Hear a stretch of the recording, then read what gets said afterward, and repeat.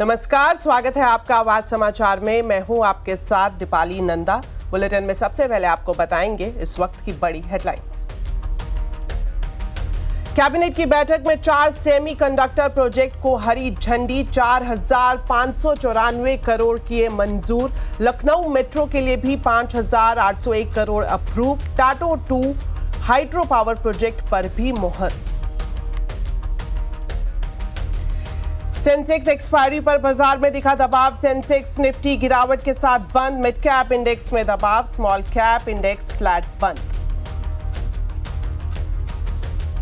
सोने के बाद अब सिल्वर ज्वेलरी की भी हॉलमार्किंग की तैयारी। सूत्रों के मुताबिक 1 सितंबर से स्वैच्छिक तौर पर लागू होगी। 6 ग्रेड की सिल्वर ज्वेलरी पर लागू होगी हॉलमार्किंग।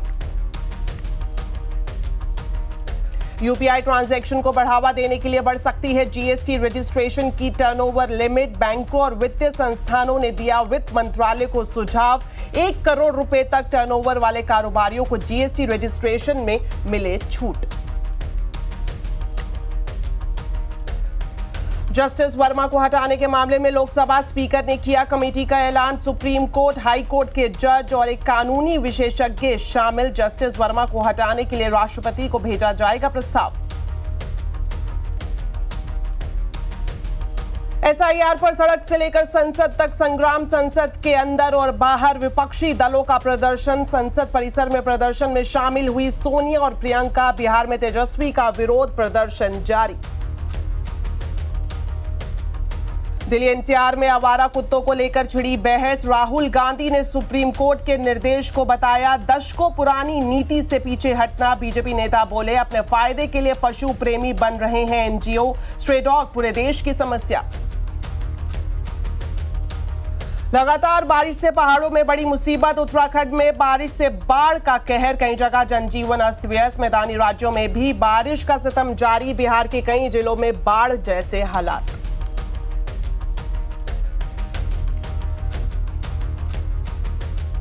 तो बुलेटिन में शुरुआत करेंगे बड़ी खबर के साथ। और आज भी संसद में एसआईआर को लेकर जमकर हंगामा देखने को मिला। लोकसभा में विपक्षी नेताओं ने एसआईआर वापस लो के नारे लगाए।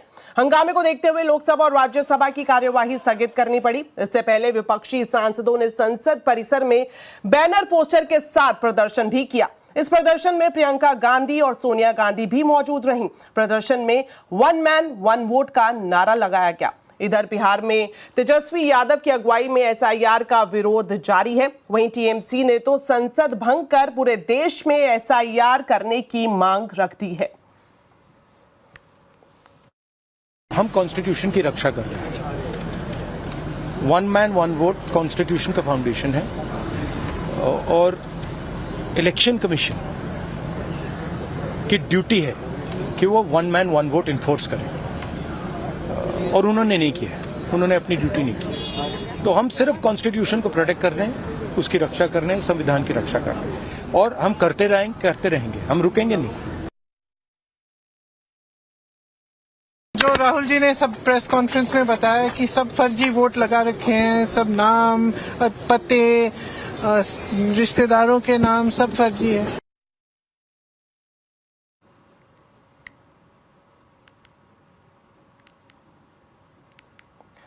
वहीं बिहार में एसआईआर विरोध का मुख्य चेहरा और आरजेडी के नेता तेजस्वी यादव ने एसआईआर को बीजेपी की साजिश बताया। कितने बिहार के लोग जो है बाहर जो है गए हुए हैं, जो बिहार में ही वोट डालते हैं। तो ये तो एक पूरी तरीके से एक षड्यंत्र है भाजपा का।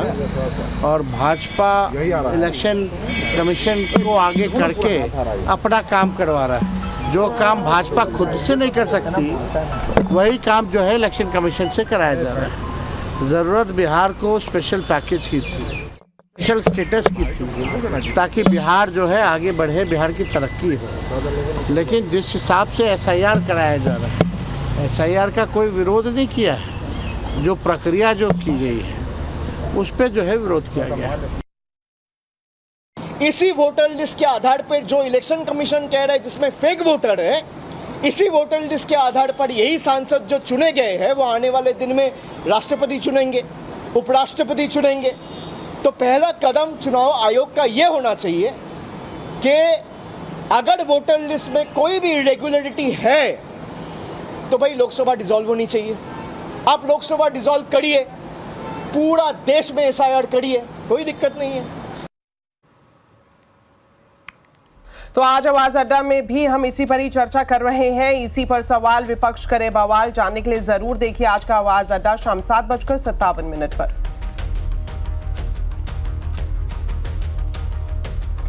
एक और बड़ी खबर आपको बता दें, लोकसभा ने जस्टिस वर्मा के खिलाफ महाभियोग की जांच के लिए विशेष पैनल का गठन कर दिया है। स्पीकर ओम बिरला ने 146 सांसदों के प्रस्ताव को मंजूरी दे दी है। डिटेल्स लेते हैं रोहन सिंह से। तो रोहन, बताएं, जो कमेटी का गठन किया गया है आगे का ये किस तरह से कामकाज करेगी, क्या कुछ इसकी भूमिका रहेगी? जी, एक बहुत ही महत्वपूर्ण स्टेप आज लिया गया है। जस्टिस यशवंत वर्मा की जो अभियोग प्रक्रिया है उसको लेकर आज लोकसभा स्पीकर ओम बिरला ने उस प्रस्ताव को मंजूरी दी थी। करीब 146 सांसदों के साइन प्रस्ताव था ये, जिसमें जो जस्टिस यशवंत वर्मा का महाभियोग की जो प्रक्रिया है उसको शुरू करने की बात थी। इसमें जो ओम बिरला है स्पीकर, उन्होंने कहा कि ये एक सीरियस नेचर है का मामला है और इसलिए जो महाअभियोग की प्रक्रिया है इसे शुरू किया जाए। इन्हें एक पैनल के गठन की भी बात कही जिसमें कि 3 सदस्य होंगे। इसमें सुप्रीम कोर्ट के जज अरविंद कुमार होंगे, मद्रास हाई कोर्ट के चीफ जस्टिस मनिंद्र मोहन श्रीवास्तव होंगे और साथ ही वरिष्ठ वकील पीवी आचार्य इसमें शामिल होंगे। ये इस पूरे मामले की जांच करेंगे और जो रिपोर्ट है वो लोकसभा स्पीकर को सौंपी जाएगी। अगर इसके आगे की प्रक्रिया क्या होगी, तो अगर जो ये पैनल है अगर वो वाकई में इन आरोपों को सही मानता है तो उसके बाद फिर ये जो मामला है महाभियोग की जो प्रक्रिया है वो सदन में दोबारा आएगी, इस पर बहस होगी, इस पर वोटिंग होगी और अगर 2/3 जो मौजूद सदस्य हैं वो इस पे अग्री करते हैं तो फिर रिमूवल की जो प्रक्रिया है उसको आगे बढ़ाया जाएगा। ये प्रक्रिया है फिलहाल इस पूरे महाभियोग की प्रक्रिया में ये एक बहुत ही महत्वपूर्ण कदम माना जा रहा है। चलिए, बहुत बहुत शुक्रिया रोहन आपका इस पूरी जानकारी के लिए। बढ़ते हैं आगे और बात करते हैं कि कैबिनेट की बैठक में आज कौन से बड़े फैसले लिए गए हैं। तो आपको बता दें, सरकार ने 4 सेमीकंडक्टर प्रोजेक्ट को मंजूरी दे दी है। कैबिनेट से जुड़े फैसलों की पूरी डिटेल्स अब जानते हैं। असीम मनचंदा हमारे साथ लाइव जुड़ गए हैं। तो असीम, बताएं आज कौन से बड़े फैसले कैबिनेट ने लिए हैं? देखिए, कुल 18,500 करोड़ रुपए से ज्यादा के ये फैसले आज कैबिनेट ने लिए। सबसे पहले तो 4 सेमीकंडक्टर यूनिट्स को मंजूरी दी गई है। इसमें से 2 सेमीकंडक्टर यूनिट ओडिशा में बनेंगे, एक आंध्र प्रदेश के अंदर होगा और एक पंजाब के अंदर होगा। कुल लागत इनकी 4,600 करोड़ रुपए के आसपास आएगी और इससे करीबन 2,034 लोगों को रोजगार इससे मिलेगा। उसके साथ साथ लखनऊ में मेट्रो के फेज I1B को भी मंजूरी आज दी गई है। 11 किलोमीटर का ये फेज है, इसमें 12 स्टेशन बनाए जाएंगे। 5,800 करोड़ रुपए के आसपास का ये प्रोजेक्ट है। इसके साथ साथ तीसरा एक बड़ा फैसला अरुणाचल प्रदेश के लिए लिया है। वहां पर हाइड्रो पावर प्रोजेक्ट टैटो 2 बनाने को मंजूरी दी गई है। 700 मेगावाट्स का ये प्रोजेक्ट होगा और इसकी कुल लागत 8,600 करोड़ रुपए आएगी। तो सरकार ने आज 3 इन बड़े फैसलों को मंजूरी दी। जी असीम, आप हमारे साथ बने रहें, आपके पास वापस लौटेंगे। इस बीच आपको बता दें एक बड़ी खबर, सोने के बाद अब सरकार सिल्वर ज्वेलरी की भी हॉलमार्किंग लागू करने की तैयारी कर रही है। सूत्रों से मिल रही एक्सक्लूसिव जानकारी के मुताबिक 1 सितंबर से स्वैच्छिक तौर पर लागू होगी और सोने की तरह ही 6 ग्रेड चांदी की ज्वेलरी पर लागू होगी। डिटेल्स लेते हैं असीम मनचंदा से। तो असीम, जिस तरह से आपकी खबर में इस बात का जिक्र है कि स्वैच्छिक तौर पर शुरुआत में इसको लागू किया जाएगा, उस बारे में बताएं और कब तक ये पूर्ण रूप से लागू की जा सकती है हॉलमार्किंग चांदी पर? ये साल 2021 में सरकार ने गोल्ड पर हॉलमार्किंग लेकर के आई थी। ये मैंडेटरी थी, उसका भी स्टार्ट सरकार ने ऐसे ही किया था। पहले वॉलंटरी किया और उसके बाद धीरे धीरे उसको एक्सटेंड किया। अब सरकार चांदी को भी इस हॉलमार्किंग के दायरे में लाने की तैयारी कर रही है। सरकार पिछले काफी लंबा समय से तैयारी कर रही थी कि इसको हॉलमार्किंग के दायरे में लिया जाए, तो वो तैयारी भी पूरी हो जाएगी है। जो असेसिंग सेंटर्स हैं, जो उनको आदेश दे दिया गया है कि 1 तारीख के बाद जो भी आप 4 डिजिट की हॉलमार्किंग करते हैं उसको आप बंद कर दीजिए और उसकी जगह आप जो 6 डिजिट की HUID हॉलमार्किंग है उसको आप करने की शुरुआत कर दीजिए। हालांकि ये शुरुआत में पूरी तरह से वॉलंटरी होगी, लेकिन सरकार चाहती है कि इसको आगे चल करके मैंडेटरी सोने की तरह ही बनाया जाए। पहले 3 से 4 महीने तक सरकार देखेगी इसके अंदर किस तरह की दिक्कतों का सामना करना पड़ रहा। अगर कुछ ज्यादा कोई दिक्कतें इसमें परेशानी इसमें नहीं आती है तो सरकार इसको 1 जनवरी 2026 से इसको पूरी तरह से चांदी के जो आभूषण है और उसके लिए मैंडेटरी करने की सरकार तैयारी कर रही है। जी असीम, बहुत बहुत शुक्रिया इन दोनों खबरों पर विस्तार से जानकारी देने के लिए। चलिए बढ़ते हैं आगे और बात करते हैं दिल्ली में आवारा कुत्तों पर हुई सख्ती की। दिल्ली में सभी स्ट्रे डॉग्स को हटाने के निर्देश दिए गए हैं सुप्रीम कोर्ट की तरफ से, लेकिन इसके बाद पशु प्रेमियों से लेकर राजनीति तक हलचल मचती हुई दिखाई दे रही है। आज लोकसभा में नेता प्रतिपक्ष राहुल गांधी ने एक्स पर पोस्ट किया कि सुप्रीम कोर्ट का निर्देश दशकों की मानवीय विज्ञान आधारित नीति से एक कदम पीछे हटने जैसा है। ये बेजुबान जीव समस्या नहीं है जिन्हें खत्म कर दिया जाए। क्रूरता के बिना भी आश्रय, नसबंदी, टीकाकरण और सामुदायिक देखभाल से सड़कों को सुरक्षित रखा जा सकता है। एक तरफा हटाना क्रूरतापूर्ण, अदूरदर्शी है और साथ ही उन्होंने ये भी लिखा कि ये हमसे हमारी करुणा छीन लेता है। राहुल गांधी आगे लिखते हैं कि हम सार्वजनिक सुरक्षा और पशु कल्याण दोनों को साथ लेकर चल सकते हैं। वहीं बीजेपी नेता और animal rights activist Maneka Gandhi ने कहा है कि कोर्ट का निर्देश व्यवहारिक नहीं है। इतने डॉग शेल्टर मौजूद नहीं है कि सभी आवारा कुत्तों को पकड़कर वहां रखा जा सके। वहीं दूसरी तरफ आम आदमी पार्टी ने स्ट्रे डॉग्स की समस्या के लिए बीजेपी को ही जिम्मेदार बता दिया। सिर्फ और सिर्फ एमसीडी को, दिल्ली सरकार को नहीं, एमसीडी को इनकी वैक्सीनेशन और इन लोगों की जो वो होती है स्टेरिलाइजेशन, उसको करने का प्रावधान था। पिछले 17-18 साल में हमेशा एमसीडी भारतीय जनता पार्टी के पास रही। 2 साल हमारे पास आई और भारतीय जनता पार्टी ने एक षड्यंत्र के तहत हमारी स्टैंडिंग कमेटी नहीं बनने दी ताकि एमसीडी में कोई काम नहीं हो पाया। तो अगर ये किसी की जिम्मेदारी थी तो भी ये भारतीय जनता पार्टी के अधीन एमसीडी की जिम्मेदारी थी। दूसरी तरफ बीजेपी नेता विजय गोयल का कहना है कि दिल्ली ही नहीं बल्कि पूरे देश में लोग आवारा कुत्तों से परेशान हैं। लोग चाहते हैं इनसे मुक्ति। इस देश में 12 करोड़ से अधिक कुत्ते हैं, दिल्ली में 8 लाख से ज़्यादा कुत्ते हैं और हर रोज़ 2000 कुत्ते काटते हैं। हम 2 साल से इस पे आंदोलन चला रहे थे।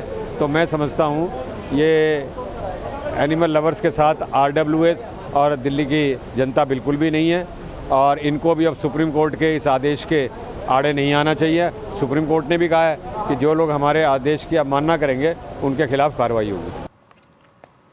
चलिए बढ़ते हैं आगे और बात करते हैं शेयर बाजार की। सेंसेक्स एक्सपायरी पर बाजार में दबाव रहा। सेंसेक्स निफ्टी गिरावट के साथ बंद हुए। सेंसेक्स 368 पॉइंट गिरा तो वहीं निफ्टी 98 पॉइंट फिसल कर बंद हुआ। मिड कैप इंडेक्स में दबाव रहा, वहीं स्मॉल कैप इंडेक्स ने फ्लैट क्लोजिंग ली। मार्केट की पूरी अपडेट जानकारी बता रही हैं कंचन नौटियाल।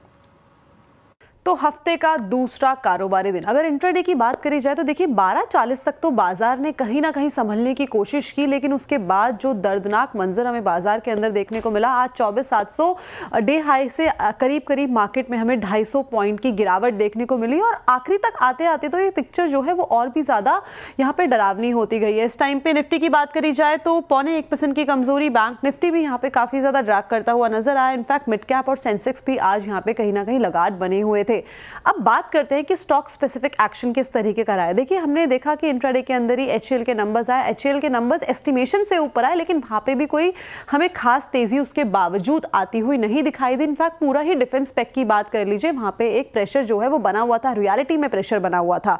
बात करते हैं स्टॉक स्पेसिफिक, टेक महिंद्रा में अच्छी खासी तेजी थी। इनफैक्ट पूरा आईटी पैक आज कहीं ना कहीं संभलने की कोशिश कर रहा था। मारुति सुजुकी यहाँ पे करीबन 2% का इजाफा, हीरो मोटोकॉर्प 2% और एमएनएम भी करीब करीब 1.5% की मजबूती के साथ बंद हुआ है। आईटी और ऑटो थोड़ा बहुत संभल रहे थे। लूजिंग पॉकेट की बात करी जाए तो बजाज फाइनेंस करीबन 3% का डाउन साइड, ट्रेंड की बात करी जाए 0.2%, एचयूएल यहाँ पे 1.5% और एचडीएफसी बैंक भी 1.5% की कमजोरी के साथ आज के सत्र में बंद हुआ है। अब बात करते हैं मिड कैप की। यहाँ पे एल्केम लैबोरेटरीज में अच्छे खासे गेन्स देखने को मिले, करीबन 6.5% की तेजी। एसजेवी नंबर्स आए, नंबर्स के बाद अच्छा खासा इजाफा देखा गया। बायोकॉन यहाँ पे पूरा फार्मा सेक्टर आज थोड़ा सा बज में बना हुआ था, जिसके बाद 4% की करीबन तेजी देखने को मिली। फर्टिलाइजर सेक्टर में भी एक मोमेंटम हमें शुरुआती कारोबार में देखने को मिला था, 4% के गेन्स यहाँ पे भी देखने को मिले। लूजिंग पॉकेट की बात कर ली जाए, एस्ट्रल में 8.25% की कमजोरी, आरवीएनएल यहाँ पे करीबन 4% ड्रैग करता हुआ, सुप्रीम इंडस्ट्री 3% का डाउनसाइड और कल्याण ज्वेलर्स में तो हमें काफी लंबे टाइम से देख रहे हैं कि यहाँ पे जो कमजोरी का सिलसिला है वो खत्म होने का नाम नहीं ले रहा, लेकिन आखिरी तक आते आते बाजार ने इस टाइम पे जो इन्वेस्टर ट्रेडर्स है उनको काफी परेशान किया है। चलिए फिलहाल वक्त एक छोटे से ब्रेक। ब्रेक के बाद आपका स्वागत है। देश में यूपीआई ट्रांजैक्शन को बढ़ावा देने के लिए जीएसटी रजिस्ट्रेशन के लिए टर्नओवर की तय सीमा बढ़ सकती है। सूत्रों से मिल रही जानकारी के मुताबिक बैंक और वित्तीय संस्थानों ने वित्त मंत्रालय को सुझाव दिया है कि छोटे दुकानदारों को जीएसटी रजिस्ट्रेशन में थोड़ी राहत दी जाए। डिटेल्स लेते हैं आलोक प्रियदर्शी से। तो आलोक, बताएं, बैंक और वित्तीय संस्थानों ने वित्त मंत्रालय को किस तरह का सुझाव दिया है, किस तरह से छोटे कारोबारियों को जीएसटी के मोर्चे पर राहत मिले, उस हिसाब से भी बताएं। जी हाँ, देखिए, जिस तरह से देश भर में बड़े पैमाने पर जीएसटी के नोटिस मिले, उसके बाद से छोटे दुकानदारों और खासतौर से स्ट्रीट वेंडर्स ने यूपीआई पेमेंट से किनारा करना शुरू कर दिया था। लिहाजा इसके बाद वित्त मंत्रालय यानी कि डिपार्टमेंट ऑफ फाइनेंशियल सर्विसेज ने इस मुद्दे पर बैंकों और वित्तीय संस्थानों, खासतौर से उसमें आरबीआई और एनपीएससी के साथ मशवरा किया। और जो बात निकलकर सामने आई है, हमें सीएनबीसी आवाज को सूत्रों से जानकारी मिली है कि बैंक और वित्तीय संस्थानों ने यही सुझाव दिया है कि जीएसटी की मौजूदा रजिस्ट्रेशन की जो थ्रेशोल्ड लिमिट है उसको 40 लाख से बढ़ाकर 1 करोड़ रुपए कर दिया जाना चाहिए। इससे सबसे बड़ा फायदा होगा कि छोटे दुकानदार, स्ट्रीट वेंडर्स रजिस्ट्रेशन के दायरे से बाहर निकल जाएंगे। इससे उनके ऊपर जो जीएसटी नोटिस की तलवार लटकी होती है वो हट जाएगी। और दूसरा मुद्दा जो इसमें डिस्कस हुआ वो है एमडीआर चार्जेस को लेकर। एमडीआर चार्जेस को लेकर भी कुछ इसी तरह की आशंका थी कि अगर एमडीआर चार्जेस लगाए जाते हैं तो यूपीआई ट्रांजैक्शन पर फर्क पड़ सकता है। लिहाजा इसके लिए भी 1 करोड़ रुपए की थ्रेशोल्ड रखी जा सकती है, जिसके बाद जो भी बड़े ट्रांजैक्शन होते हैं उस पर एमडीआर चार्जेस लगाए जा सकते हैं। तो इस तरह के सुझाव बैंक और वित्तीय संस्थानों ने दिया है। अब देखना होगा कि इस मुद्दे पर वित्त मंत्रालय कब विचार करता है। हालांकि जो जीएसटी रजिस्ट्रेशन वाली बात है और थ्रेशोल्ड की बात है, उस पर आगामी जीएसटी काउंसिल की बैठक में चर्चा हो सकती है। जी शुक्रिया आलोक इस पूरी जानकारी के लिए। अब डिफेंस इक्विपमेंट बनाने वाली कंपनियों को बिना कोलैटरल के 20 करोड़ रुपए तक का लोन मिल सकता है। बिना कोलैटरल के कितना लोन मिलेगा, फंड और वित्तीय सहायता किस तरह से दी जाएगी, इन सभी मुद्दों पर सिडबी के अधिकारी से खास बातचीत की हमारे संवाददाता केतन जोशी ने। डिफेंस एक ऐसा सेक्टर है, बहुत प्रॉमिसिंग है हमारे लिए। हम लोगों का जो फाइनेंसिंग है 7 लाख करोड़ है, डायरेक्ट फाइनेंस, इनडायरेक्ट फाइनेंस दोनों मिला के। तो हो सकता है 1-2% जो है कम से कम हम डिफेंस सेक्टर के लिए एयरमार्क करके फंडिंग करने के लिए कोशिश है। हमने 1-2 नया प्रोजेक्ट जो है कैश डिफेंस बोल के एक प्रोडक्ट हमने लॉन्च किया, जो कैश फ्लो बेस्ड असिस्टेंस है, कोलैटरल निर्धारित पे नहीं है, कैश फ्लो बेस्ड असिस्टेंस है, ऐसा हमने लिया है। जो ये सब जो पीएसयूज के लिए बड़ा ऑर्डर सप्लाई करते हैं उनके लिए फंडिंग लेना आसान रहेगा बिना कोलैटरल। कितना फंडिंग आप उसमें मैक्सिमम पर यूनिट का प्रावधान होगा? नहीं, हम तो आसान से 20 करोड़ तक तो हम आसान से कर सकते हैं, कोई सीमा नहीं है। 50 करोड़ तक भी कर सकते हैं। ऑर्डर बेस्ड है, किसी को मान के चलिए 100 करोड़ का ऑर्डर आया लेकिन उनके पास वर्किंग कैपिटल फैसिलिटी नहीं है और वर्किंग कैपिटल बैंकर भी दे नहीं पा रहा है बिना कोलैटरल, उस समय हम पिचिंग कर सकते हैं बिना कोलैटरल। उनका जो ऑर्डर लेके वो कैसा कर सकते हैं उसके आधार पे हम फंडिंग भी दे सकते हैं। उनका रीपेमेंट पीरियड भी है, जैसा जैसा फंडिंग उनको गवर्नमेंट से आएगा, बाकी लोगों से आएगा, रीपेमेंट पीरियड भी हम उसके हिसाब से रख सकते हैं। तो चलिए इसी के साथ फिलहाल इस बुलेटिन में इतना ही। आप खबरों पर अपडेट रहें, सीएनबीसी आवाज से जुड़े रहें हमारे सोशल मीडिया हैंडल्स के जरिए। नमस्कार।